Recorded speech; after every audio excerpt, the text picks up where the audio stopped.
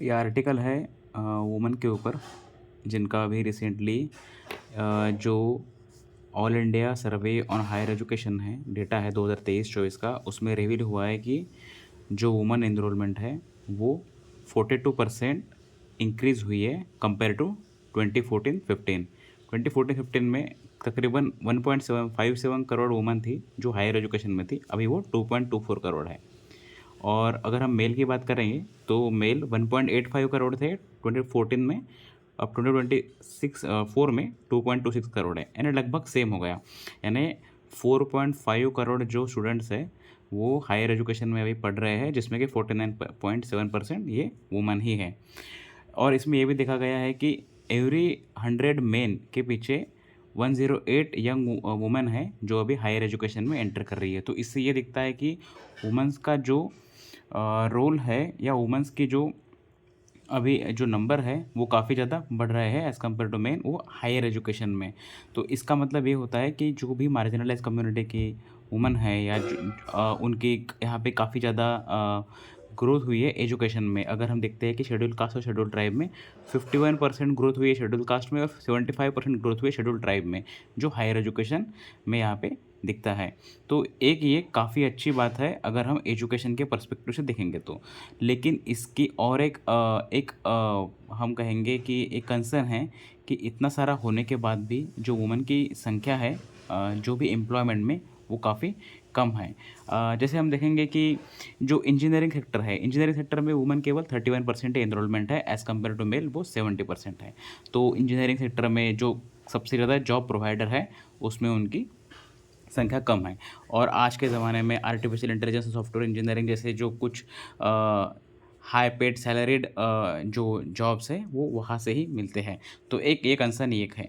दूसरी बात ये है कि अगर हम देखेंगे यूनिवर्सिटीज़ में और कॉलेजेस में, जहाँ पे जो रेशो होना चाहिए वो 50-50 होना चाहिए। लेकिन यहाँ पे क्या है, every 100 male there is only 82 female teacher है।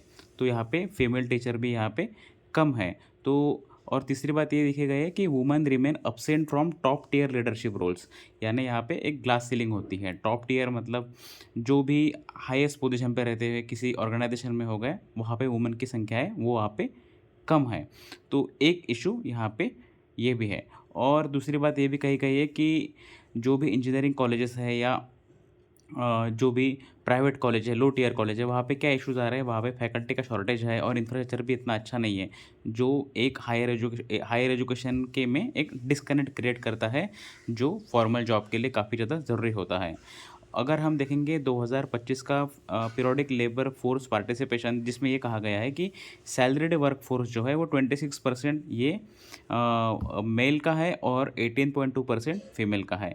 तो इससे इसमें भी देखा जाता है कि सैलरीड वर्क फोर्स जो है, जो रेगुलर एम्प्लॉयमेंट कहा जाता है, जो फॉर्मल एम्प्लॉयमेंट कहा जाता है, वहाँ पे अभी भी मेल का ही डोमिनेंस है यहाँ पे। और दूसरी बात ये भी कही गई है कि एवरेज मंथली सैलरी 24,000 है मेन की, लेकिन वुमेन की है केवल 18,000। तो यहाँ पे भी हमको एक जेंडर गैप दिखता है। एजुकेशन में जेंडर गैप तो धीरे धीरे कम हो रहा है, लेकिन एम्प्लॉयमेंट में अभी भी वो ज़्यादा है। एक बात ये भी कही गई है कि 64% वुमेन जो है वो खुद को क्लासीफाई करती है सेल्फ एम्प्लॉयड। अब सेल्फ एम्प्लॉयड में इसमें बहुत सारी कैटेगरीज है, जिसमें हाउस होल्ड वर्क हो गया, फार्म लेबर हो गया, ये भी इसमें आता है, जो कि सेल्फ एम्प्लॉयमेंट का हिस्सा होता है। तो इसकी वजह से भी एक यहाँ पे कंसर्न है। अभी हम अगर देखेंगे तो 2.24 करोड़ वुमेन जो है वो अभी हायर एजुकेशन में जा रही है, लेकिन कंसर्न ये है कि अगर मान लो वो कैंपस प्लेसमेंट के लिए जाएगी तो इनको कितना यहाँ पे एम्प्लॉयमेंट की अपॉर्चुनिटीज़ मिलेंगी। तो इसके लिए हम पॉलिसी मेकर्स जो है, गवर्नमेंट है, इंडस्ट्री लीडर्स है, इनको इंश्योर करना चाहिए कि वुमेन्स को यहाँ पे ज़्यादा से ज़्यादा जॉब मिले।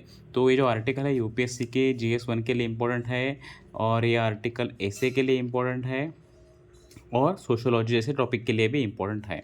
तो ये आर्टिकल आप अच्छे से इसको आप पढ़ सकते हैं आज के, यानी 11 जुलाई के हिंदू न्यूज़पेपर के एडिटोरियल से।